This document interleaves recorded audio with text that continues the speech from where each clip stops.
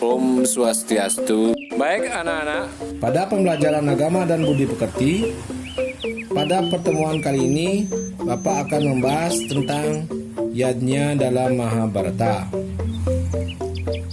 Sebelum pembelajaran dimulai, mari kita bersama-sama berdoa mohon tuntunannya. Anak-anak, Bapak akan memimpin doa. Om Pawakana Saraswati Wajbir Wajniwati Yajnam Wastu Dhyaya Waso Om Narayana Om Saraswati Jaya. Ya Tuhan, sebagai manifestasi Dewi Saraswati yang Maha Suci, anugerahilah kami kecerdasan dan terimalah persembahan-persembahan hamba ini. Ya Tuhan Narayana yang Saraswati, semoga hamba menang berhasil.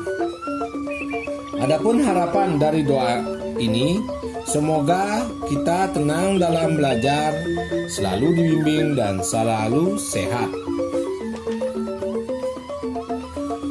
Adapun tujuan dari pembelajaran kita pada pertemuan kali ini, yaitu yang pertama, siswa mampu memahami pengertian dan hakikat yadnya. Yang kedua, siswa mampu memahami bentuk dan syarat yadnya.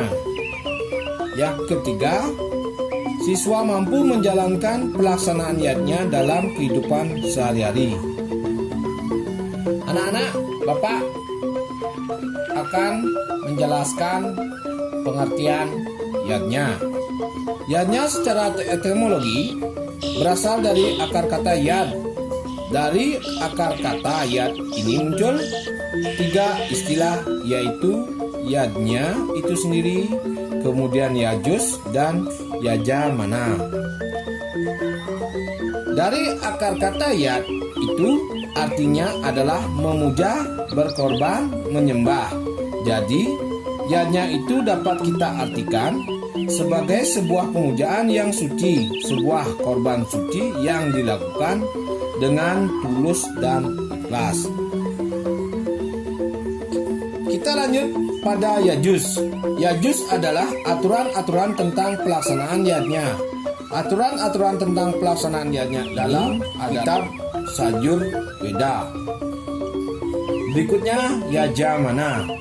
Yajamana adalah orang yang melaksanakan yadnya tersebut.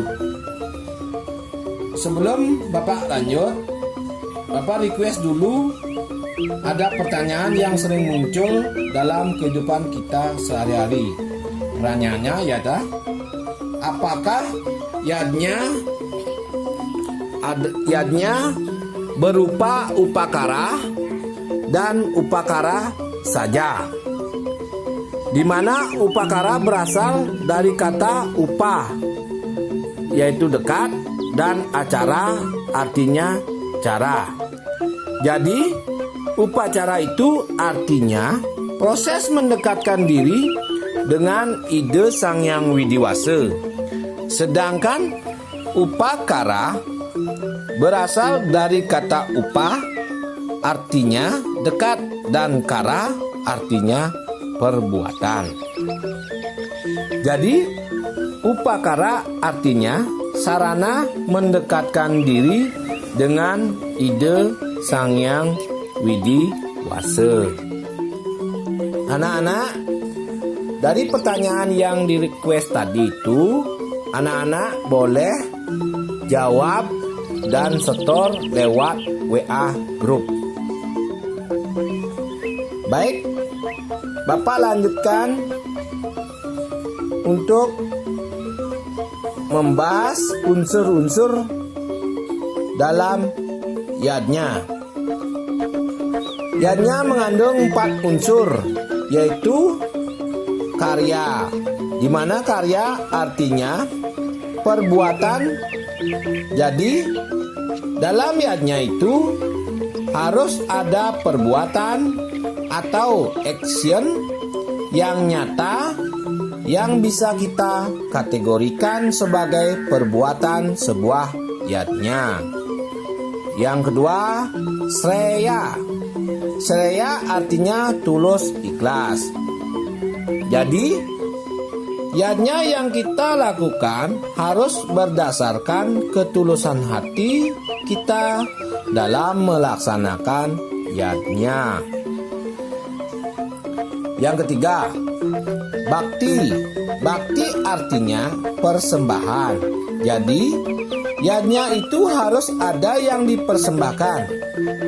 Persembahan itu bukan hanya dalam bentuk upakara saja, tetapi banyak hal yang bisa kita sembahkan seperti menyebut nama Tuhan, menyanyikan lagu-lagu kerohanian. Yang keempat, budi. Budi artinya kesadaran. Jadi, yatnya yang kita lakukan muncul dari kesadaran kita sendiri, bukan karena dorongan orang lain. Anak-anak, Bapak lanjut pada pembagian yatnya. Yaitu yang pertama, Dewa Yatnya adalah korban suci yang tulus ikhlas yang ditunjukkan kepada Tuhan Yang Maha Esa atau Ide Sang Hyang Widi Wasa. Yang kedua, Resi Yatnya adalah korban suci yang tulus ikhlas yang ditujukan kepada para resi. Yang ketiga, Manusia Yatnya adalah korban suci yang tulus ikhlas yang ditujukan kepada sesama manusia. Yang keempat, Pitra Yatnya adalah korban suci kepada para pitara, leluhur atau orang tua. Yang kelima, Buta Yatnya adalah korban suci yang dilakukan untuk para buta, yaitu roh yang tidak nampak oleh mata tetapi ada di sekitar kita. Baik, sekarang lanjut pada bentuk pelaksanaan yatnya. Bentuk pelaksanaan yatnya ada 3, antara lain 1. Yatnya berdasarkan waktu pelaksanaan yatnya.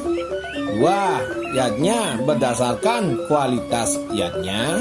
3. Yatnya berdasarkan kuantitas yatnya.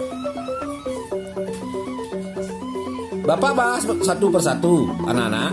Yang pertama, yatnya berdasarkan waktu. Pelaksanaannya itu ada 2, yaitu nitya yatnya, di mana yatnya yang dilakukan setiap hari. Nitya yatnya dibagi menjadi 3. Yang pertama, Trisandya, di mana berasal dari kata tri dan sandya. Tri artinya 3 dan sandya artinya perubahan. Jadi dalam agama Hindu ada 3 waktu yang baik untuk melakukan hubungan dengan Ide Sang Hyang Widi Wasa. Adapun waktu tersebut yaitu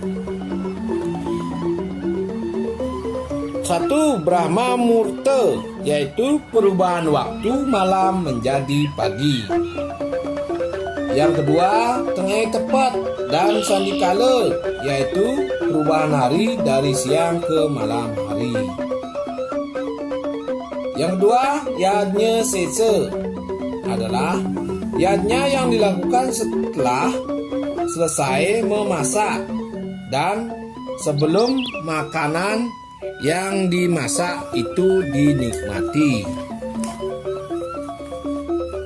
Dasar pelaksanaan yajna sesa tertuang dalam Bhagavad Gita 3.13. Artinya, yajna sista nah santo mucayante sarpa kibisae bujayante te Iti aham papa pacanti atma karanat.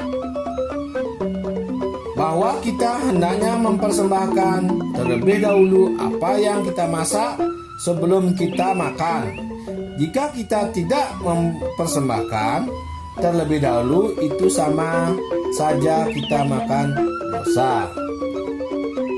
Yang ketiga, jenana yadnya adalah yadnya dalam bentuk pengetahuan para widya maupun apara widya. Pengetahuan tentang ketuhanan, agama, dunia itu harus kita pelajari, kita gali, kita dalami seperti hari, sehingga pengetahuan itu berbentuk yadnya. Yang B, nai mitika yadnya adalah yadnya yang dilakukan pada waktu tertentu atau terjadwal. Nai timika yadnya dilaksanakan berdasarkan perhitungan wara, yaitu pertemuan triwara dengan pancawara dicontohkan Kajang Kliwon.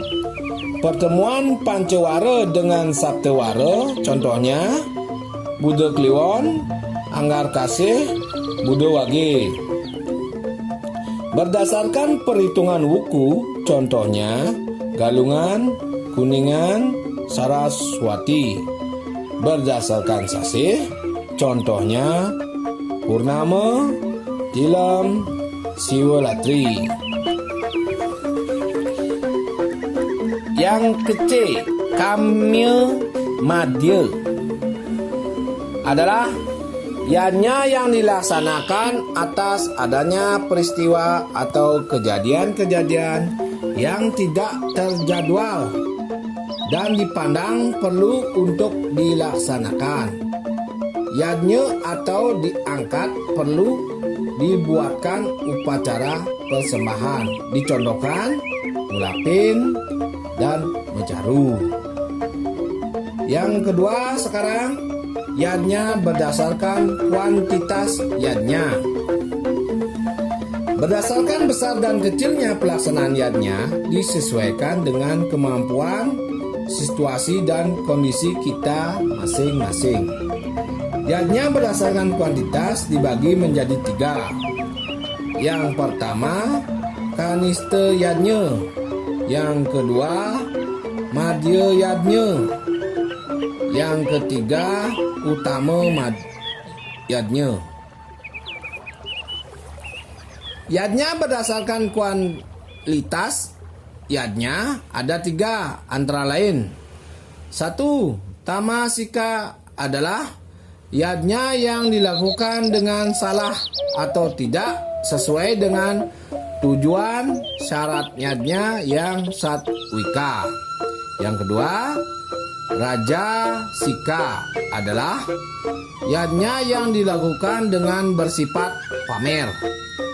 Yang ketiga, Satwika adalah yadnya yang dilakukan dengan benar sesuai dengan 7 syarat yadnya yang satwika.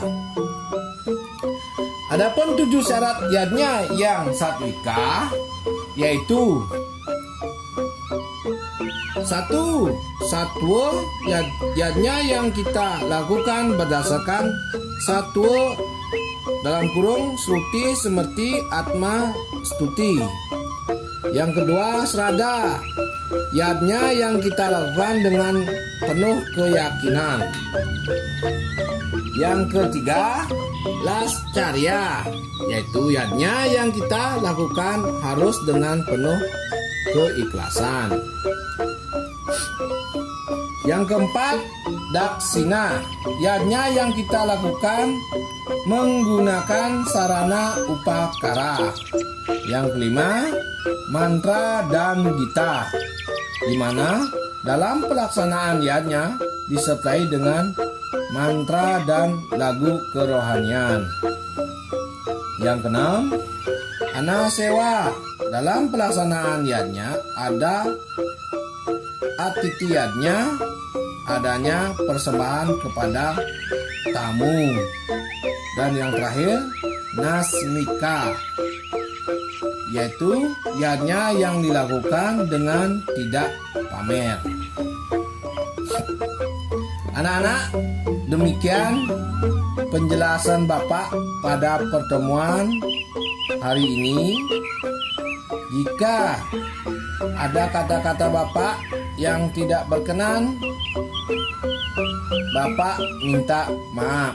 Sebelum Bapak akhiri, anak-anak silakan cermati video tersebut, dan ada pertanyaan yang perlu dijawab, silakan jawab.